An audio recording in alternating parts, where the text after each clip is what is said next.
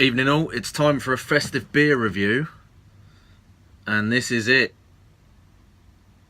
Birra del Borgo, Santa Goes Down Under.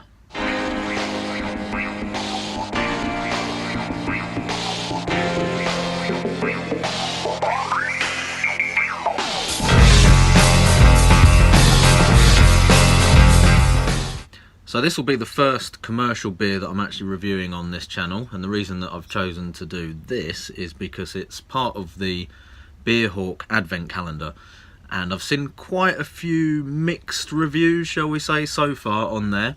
It's not doing too great on the Beer Hawk reviews so far either. There's a few reviews coming in on there now because it's obviously in the advent calendar, so quite a few people have been drinking it recently.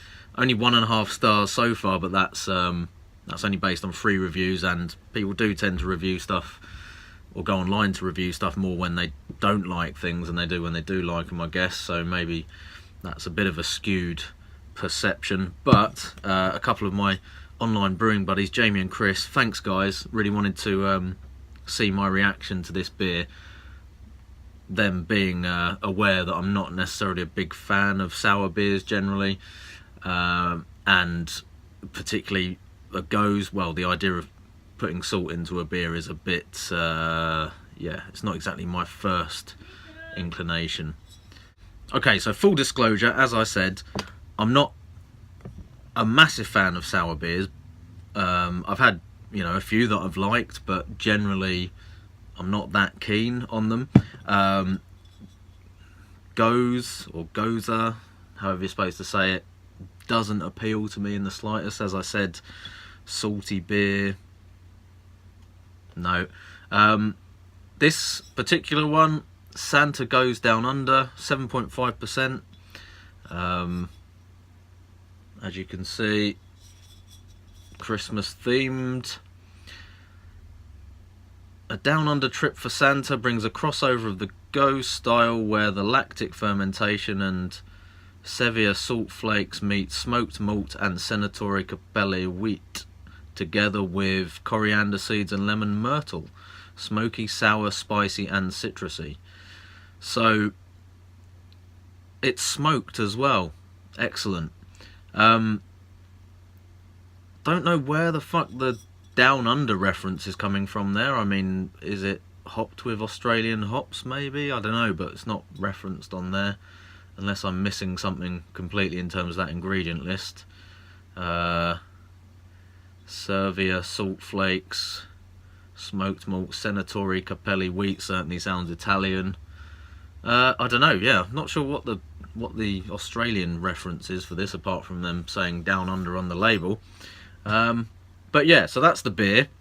The chances of me enjoying this pretty slim. But I'm going to try and give it a fair trial if I can, and we'll see how we get on. I've got my nice Beer Hawk Teku glass. I love the look of these glasses, but is it possible to drink a beer out of these without looking like a bit of a cunt? I don't know. Let's find out. Comment below. Okay, let's pop this one and see what's going on.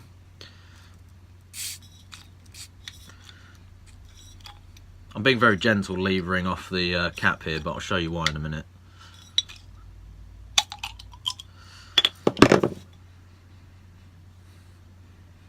Smells smoky. Decent level of carbonation on that. A sort of fairly dark amber, slightly orangey colour to it.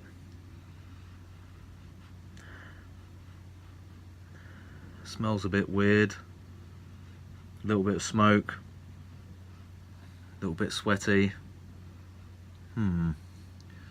Okay, I'm going to put that aside for a second because I'm going to fit in a really quick tutorial here on how to turn this nice little logoed beer cap into a fridge magnet. You weren't expecting that, were you? Here we go. So that is a little neodymium, I don't know how you say that properly, rare earth magnet. There you go, rare earth magnet, that's easy to say.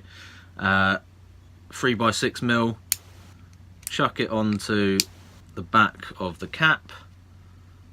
If you want to do it really properly, you could probably hot glue that in place. And then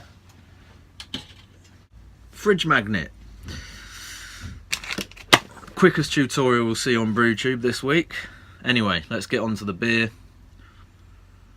It's still not smelling massively appealing. Well, yeah, it's not... doesn't smell that bad, but you know when you brew up a batch and you open a first bottle and it just smells a bit off, and you usually discover later on that it has gone off? It's kind of like that. Okay, let's have a taste.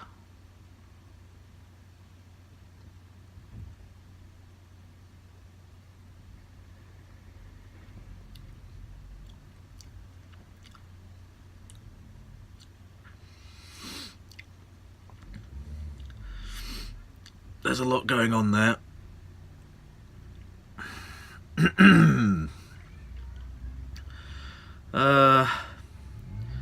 Where to start?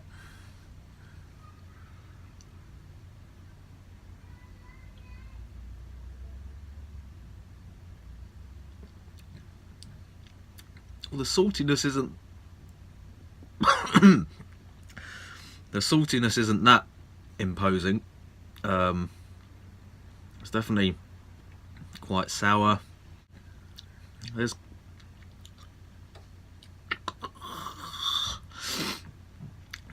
kind of a fruitiness in there, but then it just kind of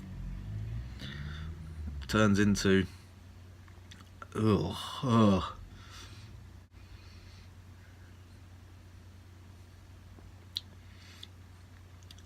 The initial taste isn't that bad, but I don't know. I know some people really like this sort of stuff, but